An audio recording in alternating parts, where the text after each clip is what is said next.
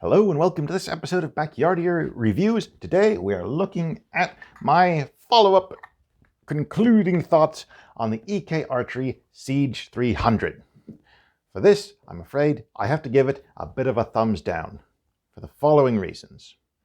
One was it's too heavy to be fun. I mean, I can carry it around, sure. But it gets fatiguing very quickly, and if you want to just, pick up a crossbow, go to the backyard, loose some arrows, or bolts if you prefer, it's fun, but not with this. This weighs in at a little over 9 pounds. That is the same as my Excalibur Axiom. And that's if I leave the flashlight on there. Put that back there. And worse than that, it's very front heavy, which is the worst kind of heavy. The brackets up here are they're the reason for it. It adds a bit to the length. This is the same length as my Carbon Express Heritage crossbow.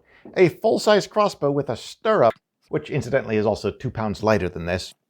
And this is meant to be in the same category as compact pistol crossbows. It does not fit in there.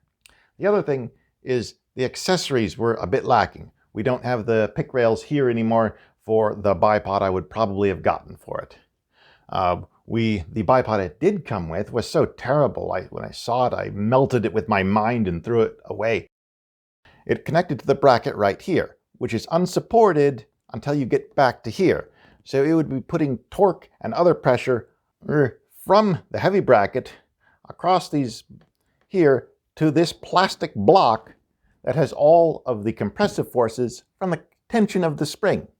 So if you took the original bipod, put it on there and say, someone accidentally dropped a sack of potatoes on it or sat on it or stepped on it, by the time it goes to break, it is going to be a catastrophic failure. You are not going to have a functioning crossbow when you're done. Compared to this arrangement for the Cold Steel Cheap Shot. We have the pick rails, and I have a 2-piece bipod there for it. If I were to go and drop a sack of potatoes on this, the bipod's going to break. But I'm still going to have, in all likelihood, a functioning crossbow when that catastrophe is over. I'm not going to be happy about it, and I should avoid doing that sort of thing. Naturally, it's much, much more capable of surviving that sort of event. The weight problem is only exacerbated if I go and throw on the magazine attachment. Once I go and throw this on there, I'm now looking at something that has fewer places to hold it and is about the same weight as a Brown Bess musket and no bayonet lug. The EK Archery Adder, the R9, the Cheap Shot will give you, your 25 to 28 foot-pounds of energy, and this will get you as much as 50. So it is significantly more powerful, and it is also significantly more accurate. Hitting a coconut at 30 paces with a Cheap Shot is a bit tricky. This will go out to 50 without too much trouble. And lastly, and probably more importantly, is the reliability. I was messaged about this with people concerned about the limbs breaking, that there are forum threads with people discussing how these limbs have shattered. And if you shoot something very, very light, which you're likely to do if you have the magazine attachment on it, you're going to probably break these limbs. I did not do that, but I also shot predominantly heavy ammunition from this crossbow. So I didn't have a problem, but a lot of other people did. Something that doesn't have a good reputation for reliability doesn't really set well with me. Now add to this that this is significantly more expensive. By the time you spend the money on this, you could have bought a full-size crossbow with a lot more power and not necessarily less compact and possibly even more ergonomic. If you're looking for a crossbow with a magazine attachment, there are other better options that are going to be lighter, more reliable, easier to cock, granted they're less powerful, and are going to be more durable and less prone to catastrophic failure than this. I'm not entirely sure my only recourse is eBay. I'm going to try a few modifications and see if I can't salvage this project. I am going to try some modifications to mitigate the issues I have with this crossbow. Whether or not they'll work, perhaps we'll find out together.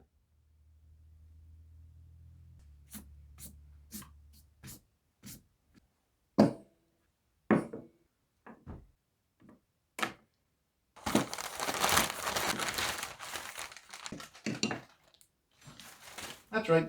I'm going to try to convert this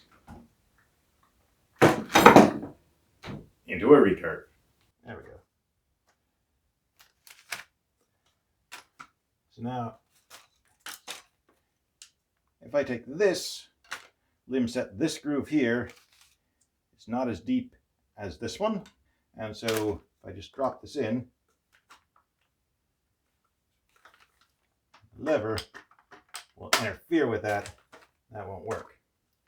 So what I'm going to have to do is take out this arrow groove and replace it with this one, which should work. More disassembling, so we'll just go do. Hope the lighting's okay. I had imagined a whole bunch of cool camera angles and cuts and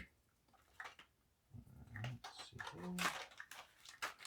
That is our grip module.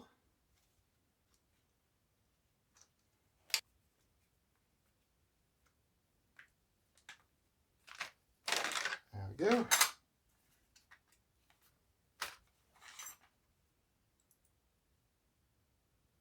So this is our old track right here.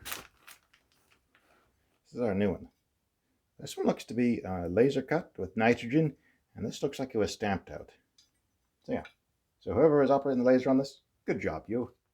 This might be two controversial moves in one, but I clipped these ears off, and I did it off camera. They're Phillips heads with the kit. So these little wings here go on a groove on the inside of the front half of the stock there.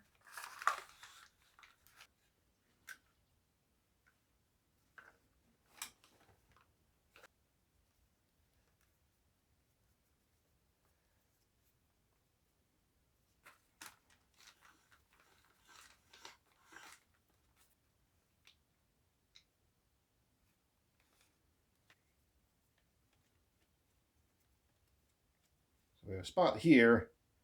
We don't have a captive pin in the stock, so we're going to have to take apart this.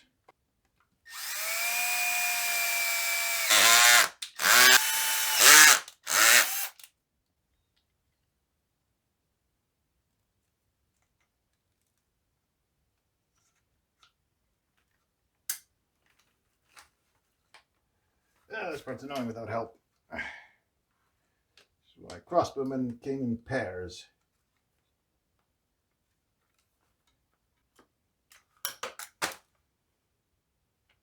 There's very little tension on the string at this point.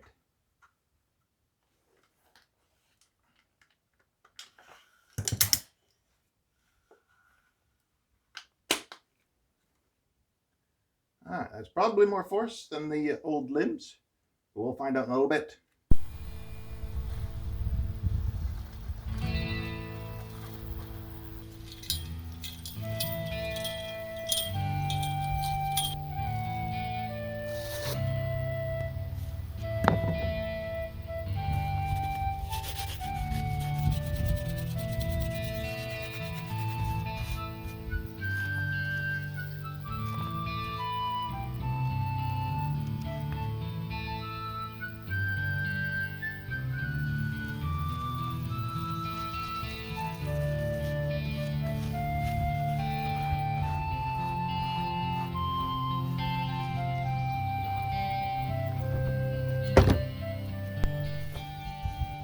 Little Velcro sewn onto a trampoline membrane, whatever they call this thing. Those of you that have attended archery acting school will be familiar with the law known as Chekhov's crossbow. A law that states that if a crossbow is on the table at the beginning of the table, someone had better shoot it by the end, or it shouldn't be there. Unless you're death by bungee, in which case you can get away with it. So here we are. That's actually not too bad. Inaugural shot with a flaming bolt. I hope it's still sighted in. That didn't go very well. One more try here. I've kind of bent the bolt clip down a little bit. Maybe that'll help control things a little better. All right, take two.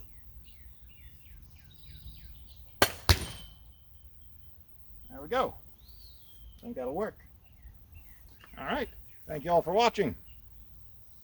I hope that was informative and maybe useful to someone.